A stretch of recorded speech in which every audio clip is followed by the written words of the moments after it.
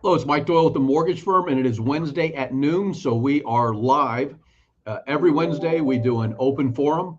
Just bring all of your mortgage-related questions. We also cover a topic. Today's topic is going to be portability. Portability is just one of those topics that people don't understand, and it's probably one thing that can save you such a large amount of money over time.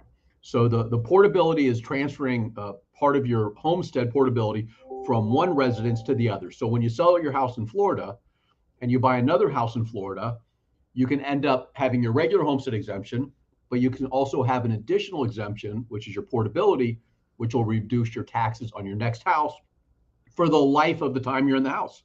So our goal today is to show you a little bit of, where you can find out what your assessed value is, what your market value is, what your portability is, and show you the potential thousands of dollars of savings that you could have on your future home if you have these numbers lined up correctly. So as always, I've got Tom Bennick with me. Tom Bennick has been in this industry forever, over 20 years. Tom has old school customer service, meaning he'll meet you at your house, the bank, the restaurant, Starbucks, wherever you need, help you fill out paperwork, collect items and documents. Elizabeth is not with us today. She has a sick daughter. She had to go to school to pick her up. So hopefully Elizabeth and me are doing okay.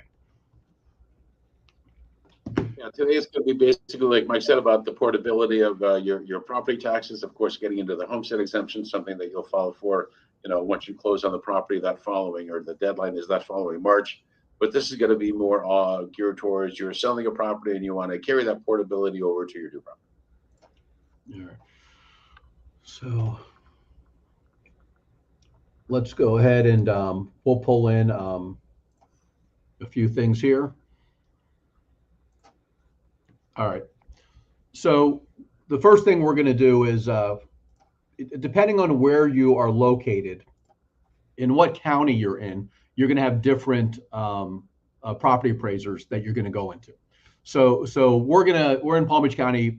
We're going to go ahead and look at the Palm Beach County property appraiser, and we're going to walk through that one. Now, each one, and most of the ones in the larger areas or the more urban areas, they have very good. Like I know Broward, Dade, Duval, Orange, Seminole around Orlando, all of Hillsborough County. They have very advanced ones. It's just a matter of they each have their own little things that are, that are either good or take a little while to get used to. But once you get used to it, most people like the ones that they have. So the first thing we want to talk about is the Department of Revenue is every year your property is assessed. So they will go ahead and determine the market value of your property, and then they'll add up your homestead exemptions. They'll take a look at the rules that are protecting the amount that your taxes can be raised, and they'll sort all that out. So the appraisal comes out. They go out and they do an assessment on your property, usually around September, October. So you should get something around October saying what your property value is, what your projected assessment and your tax bill is going to be. Here I went ahead and just printed some from the Department of Revenue. It says the property appraiser's assessment of your property value, and as a property owner, you have the right to appeal this. So when it comes out, you can appeal your assessment, you can appeal the market value, you can appeal different types of things on that. So when it comes out every year, just make sure you're looking at those numbers. Now, if you're in the state of Florida, we talk about a homestead exemption all the time. Okay. The homestead exemption is if it is your primary residence, it's the house you live in, that is protected in a couple of ways. One of the ways it's protected is your taxes get locked in. So when we tell people to go ahead and make sure you file your homestead exemption, and a homestead exemption, so if you purchase a house this year, so in 2023, all houses purchased in 2023, you file your homestead exemption, and then it applies to your taxes in 2024. It's not going to apply in 2023. It's going to apply in 2024. So depending on your situation, married, if you have disabilities, if you're retired, there's multiple things that you can get additional exemptions. But in general, you can get up to $75,000. For a married couple, it's usually going to be closer to about $50,000. So you get an exemption on your property taxes that's going to be in the area of, for a married couple, about $50,000. And what that means is if you buy a $350,000 house and they assess it at $350,000, you subtract out that $50,000 homestead exemption and you end up paying taxes on $300,000 instead of 350. All right. So let's go through a little bit of what we're looking at when we talk portability. So here we have, for Palm Beach County, we have Dorothy Jackson, we have the Palm Beach County property appraisers. People refer to it as PAPA. So you go to this website, you plug in the address, and you go ahead and it'll bring you to all the information about the property. So this one here, we brought up my house. So when you scroll down to the bottom of this, it shows you the assessed information on your property. So we're going to walk through a few things here. Okay. So if we come up here, you're going to see right here, we have what's considered the improved value on it, like the cost of the building. Here you have the land value, which is 224. And then you have the market value on the property, which is 456. So the market value on this property is 456. All right. Now I homesteaded this property when I bought it. So I'm not being taxed off of the market value. I'm being taxed off of what we call the assessed value. And if you come down here, you can see the assessed value. And the assessed value, if you go back a few years, you can see it changes a little bit. But they can't change the assessed value. They can't raise it by more than 3% per year. So the assessed value can't raise by more than 3% per year. Now they can change the percentage of the taxes that they assess that they hit you with. So if your assessed value goes up 3%, and then they go ahead and they increase the taxes, your actual taxes can go up more than 3%, but the assessed value can't go up more than 3%. So you can see here that when I bought the house, they kept my assessed value low. They've been slowly increasing it, but it has not been increased that much. Now, I also have a $50,000 homestead exemption, which stays consistent. And you can see my taxable value is $176,549 on the property. So when we plug that through all the formula, we end up with a total tax of $3,500. All right. So this is, I know, a lot of numbers, but it's important to see that my market value is $456,000. My taxable value is $176. All right. My assessed value is $226. All right. So those numbers are some key numbers. All right. So what we want to look at is your market value, which is 456, minus your assessed value is your portability. So when you buy a new house, you subtract out your market value of 456 minus your assessed value of 226. So for me, I would bring $230,000 of an additional exemption if I were to buy a new house. So I would get a $50,000 homestead exemption for me and my wife, plus I would get $230,000. So I would end up with $280,000 that I would subtract out of the value of my new house when I go to pay taxes, which sounds great. Okay. But this is the reason why I pay $3,500 in taxes on a house that they have a market value of $456,000 on. Okay. Now it sounds good, but the portability part is what we're going to start looking at. So the 456, remember that, is what they have at the property appraiser as a value of my house. But when we run valuations on my house, it's showing it closer to about 649. So it's about $200,000 more than what they show as the market value. Now remember, your portability is your market value minus your assessed value. Your market value minus your assessed value. I'm losing about $200,000 in portability because it's not represented correctly at the property appraiser. So if I were to sell my house for $649 and I were to buy another house for $649, I would have $200,000 of portability I would lose out on. So I would end up paying roughly $4,000 more a year in property taxes than I am now to buy the exact same value house that I'd be selling. So that's what we're talking about here. All right. So in the property taxes, if you go to PAPA and you call up your address, it's going to say calculate your taxes.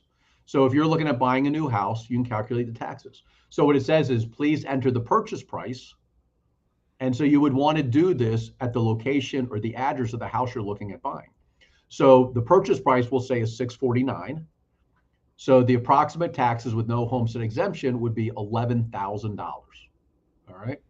But if you throw in a homestead exemption, for me and my wife, now it becomes $10,677. So my homestead exemption saves me a couple bucks. Now, with my portability, because my market value that they have listed is 456, my assessed value is 226, my new taxes are going to be $6,800, which is more than $3,000 more than I'm paying now for the exact same price of house. So the fact that my portability is $200,000 lower than it should be is costing me $3,000 to $4,000 every single year. So my next house I'd have for the rest of my life. So I don't know, Tom, what is that? 3 years, 20 years? Well, hopefully a little longer than 3. Let's hopefully 20 years. All right. Let's go to another 40. So let's say we get another 20 years or so. So 20 years at $3,000 to $4,000. I mean, that's a lot of money. So you're talking $60,000 to $80,000 that I'm going to pay more in property taxes because my market value is not represented correctly on my property appraisers with the county. So the key is, as we got back here, is you have the right to appeal your property appraiser's assessment. So when you get, the bottom line of what we're looking at is when you get your notice in September, October that tells you what your taxes are, instead of immediately looking, and the millage rate has gone down a little bit, I believe. So sometimes you'll look and you'll see your taxes have gone down. Like look at this here. You can see over time, you know, taxes 3451, 3496, 3527, 3564. So taxes have been pretty flat. I mean, over the last several years, I've gone up $110. So you look at your property tax and you think, that's great. It doesn't, you're fine with it. So your property tax hasn't gone up much. That's all you look at. Now your market value, if you have a homestead exemption on your property, you're protected. You're protected. So my taxes aren't going to change if my market value is $456,000 or $4 million. Okay. They just might raise my assessed value to 3%, 3%, 3%. So they might max it out if my assessed value is super high. So I tell people, if you're looking at moving in the next year or the next 2 years, you want to dispute that market value. You want your market value as high as you possibly can and as close as the true market value. And now it's not going to be the market value today, but it's going to be the market value as of January 1st. So when you dispute it, you'll contact the property appraiser. There's a process for that. And when you get your notice in September, October, it'll tell you how to dispute it. And there will be some steps that you'll take. You'll probably have to hire an appraiser, but you get the value, you submit it, and you dispute the market value. And I probably wouldn't do that unless I was looking at moving in the next year or two. So. And the portability only takes place, as Mike said, when you're looking to sell one property and purchase a new property. If you're looking to purchase your first property or your first home, certainly then we'll get into it. And we try to reach out, or we do reach out to all of our customers by the end of the year. So they go ahead and they file for their homestead exemption. As Mike said, it does give you a break on your exemption amount, and it also saves you as far as being so 3% increase is the most that your taxes can go per year if it's homestead exemption. If it's not homestead exemption, if you don't have the homestead exemption on there, it's a free-for-all. So we get the calls every year as far as when people's taxes are going up, or why is my mortgage payment going up? That's why we try to call, or that's why we call you at the end of the year that you've closed, to be sure that you're prepared to file for your homestead exemption that following March. It's very important. Now, this is go on. No, it's all done online. There's just some documentation that's needed, whether it's driver's license and stuff like that will help you to provide, but it's extremely important to file for that homestead exemption. One of the things that's important too is when you're buying a house, let's say someone were to buy my house at $650,000. Okay. when they're being qualified, somebody's going to look at my taxes and say, oh, look at the taxes. They're really cheap here. $3,500, $300 a month. So we're going to qualify you on $300 a month of tax payment. We're going to collect $300 a month to put into your escrow account, so we'll have enough money to pay for your taxes. So at the end of the year, when the taxes are due in November, we're going to have $3,600 and maybe a cushion. We might have $3,900 in that account ready to pay your taxes. But your taxes, the assessed value on the property, once the homestead exemption comes off, so if a first-time home buyer is coming in and buying, my homestead exemption comes off, the property is reassessed. And if they reassess it at 650, that goes back to what we had said here. If they reassess you at 649, the property taxes are going to be $11,300. So that individual is going to be $7,000 to $8,000 short.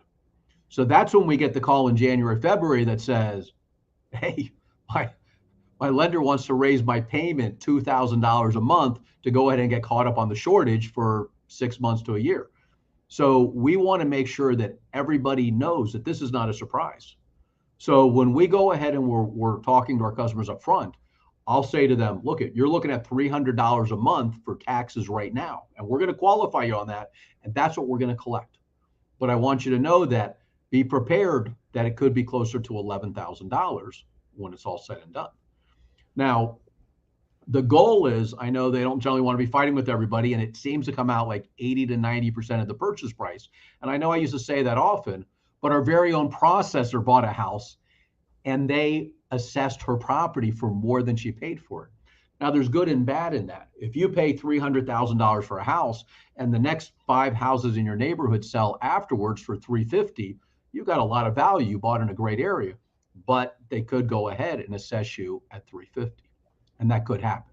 It seems to be very rare. And I tell you what, if I paid $300,000 for it and you get assessed for $350,000, you want to dispute that. You want to go ahead and put a dispute in. And I know they're not looking to fight everybody, but if you're paying $650,000 for this place, kind of like to see it get assessed maybe closer to $600,000, maybe $550,000, and you start from there. You get your homestead exemption, you lock it in, and then they can't raise the taxes too much after that. But definitely get that homestead exemption, get it on there, get that value locked in. All right. Yeah, it could certainly be a bit of a sticker shock because we are in the mortgage industry. We do qualify you off the current tax bill. And like Mike said, you could be purchasing a home that the current owner has had for the past 20 years. So, their taxes is going to be half of what you're going to end up paying, the second year you're in the house. So we always try to just let our borrowers know this is what you're qualified on now, but just be sure you're able to put a couple of dollars aside. So next year, when you get reassessed, you don't get sticker shock, in other words, with your tax bill. Yeah. And one of the things that's, when we qualify you, people always say, what are you qualified for in a purchase?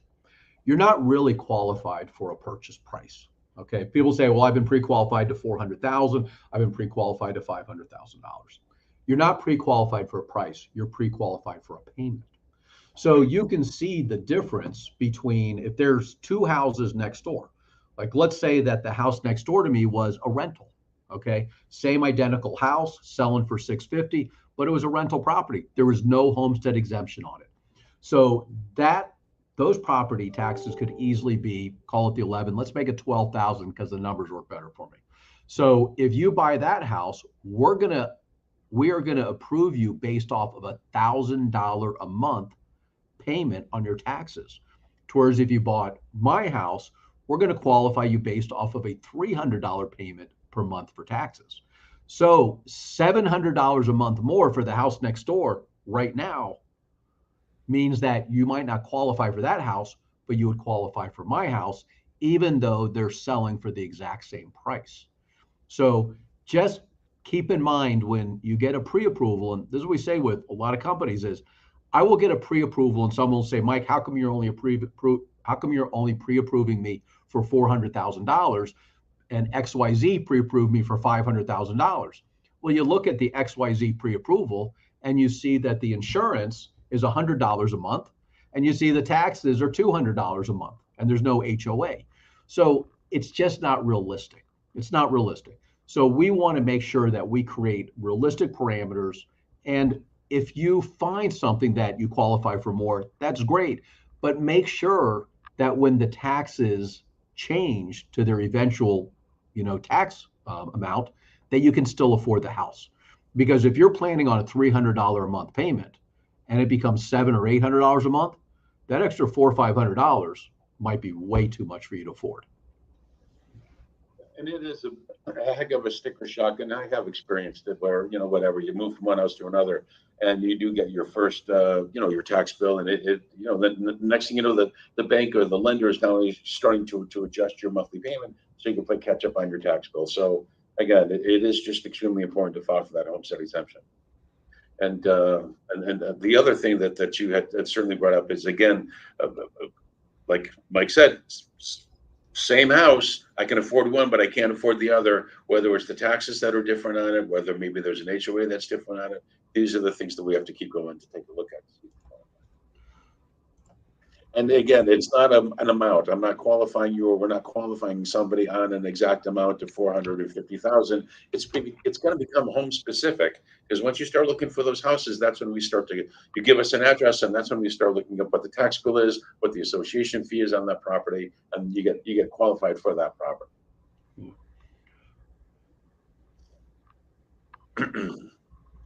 All right, let me. I'm going to go ahead and share just the different exemptions that are out there too. So let's go ahead and get some of these in here too. So you have additional exemptions: limited income senior citizen exemption for persons 65 and older. So for senior citizens that are within certain income limits, they could qualify for additional exemptions. Widow and widowers qualify for additional. Civilian disability, total and permanent disability, quadriplegic, legally blind. Veterans, if you're 100% disabled, for the most part, will pay nothing in property taxes. Living quarters of parents or grandparents exemption, also known as a granny flat exemption. So that's one that if you have family members living with you, or you're buying a place for family members, you would want to look into. Veterans, disabled veteran exemptions, veterans over 65 exemption, active duty military exemption, surviving spouse. You also have disabled law enforcement, institutional exemptions. So when you're filing your exemptions, you want to come to this page and take a look at that, all that might qualify. And I'll say to people, because you can go online and file your exemptions and get everything, but if you have certain disabilities, or maybe you're a senior, or you have, I don't know, just anything that you're not sure about, they're usually very helpful. You can go into the property appraiser's office, local property appraiser's office, and I say just bring in your ID, bring in if you just purchased the place or you recently purchased it, bring in your closing disclosure or your deed. Just a few things that can say that this is your place, it's your primary residence, and then talk to somebody there and just make sure that you're getting every exemption that you deserve. It'll surely save you your tax bills, that's for sure. Yeah. And as far as the portability goes, you have to be able to address it. You have to be able to dispute it now before you sell the property.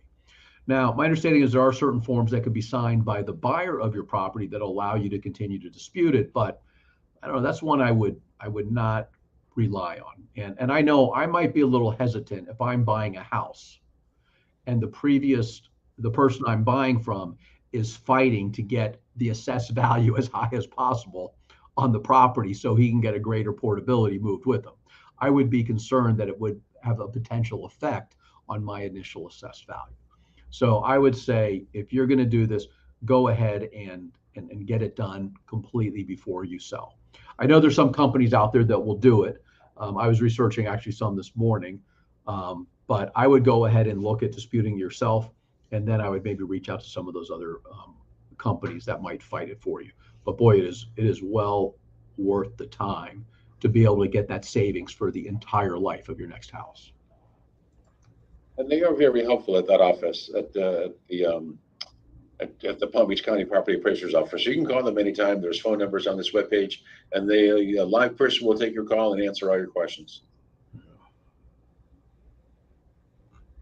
Yeah.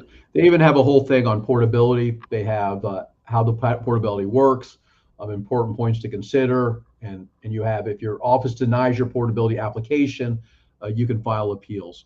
And a lot of times, like I said, it's not a matter of the portability is going to be, the portability is only good for so long. So if you sold a house, 10 years ago, you're not able to bring that portability with you. I believe it has got to be within the last 3 years, but I would need to verify that. But the portability has certain restrictions. If they do deny it, you can file petitions to go ahead and push for that. But again, I don't believe that there's a better savings than portability. So, and if you're a realtor, it's a huge value add to your customers. So if somebody's talking to you about getting their house ready to sell next year, I would absolutely educate them on the portability, or have them give us a call. All right. And we can talk to them about the portability and what they need to do to go ahead and start disputing and getting that market value up as high as possible. But that's a huge value add as a realtor to offer that to your customers. All right. Have we beaten portability up enough, Tom? I think we've gotten into that. The portability and the property tax is pretty good. Definitely just be sure you file for your homestead exemption. It's, again, we do get calls sometimes, regretfully, that people that might have forgotten or wasn't able to file on time, or whatever the case is, or and then they get hit with a much larger tax bill. So certainly file for your homestead exemption. Yeah, boy, especially for somebody who might have bought 3 years ago or 2 years ago, the market values of the properties have really increased in the last couple of years. So, when we occasionally will run into somebody who just did not file for that homestead exemption, so that their assessed value could have, if your assessed value was $400,000, and it would have been locked in at no more than a 3% gain, and then before you know it, you're paying taxes on $500,000 because you didn't lock in your homestead exemption. So those are the things. So you want to go into their office. They have certain flexibility on some of that stuff, but not much. But on something like that, if you were late on your homestead exemption, I absolutely would go directly into their office, and I would talk to somebody and see what you could get done. So, but anyways, we also have, first of all, we have this every Wednesday, but we're here just to answer questions too. So although we'll cover a topic, we're here to answer your questions. If you have just general mortgage related questions, we want to go ahead and just know that every Wednesday at noon, you can come into here, sign on, ask whatever you want. Also, every Wednesday evening at 6:30, we do a home buyer class.